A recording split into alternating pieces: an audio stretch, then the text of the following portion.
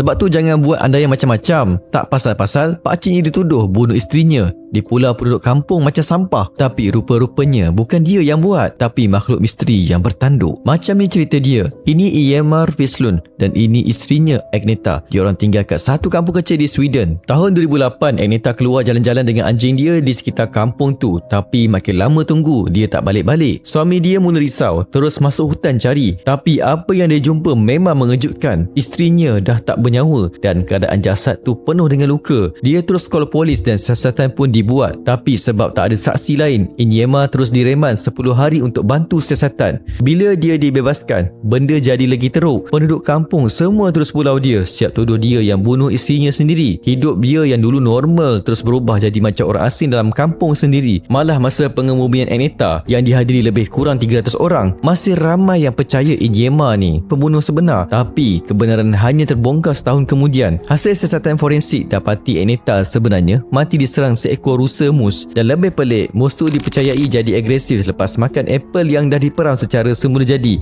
yang kesannya boleh buat haiwan jadi mabuk. Walaupun nama dia akhirnya dibersihkan, semuanya dah terlambat. Reputasi Iemar dah hancur. Dia akhirnya ambil keputusan untuk tinggalkan kampung tu lepas ayah dia meninggal dunia.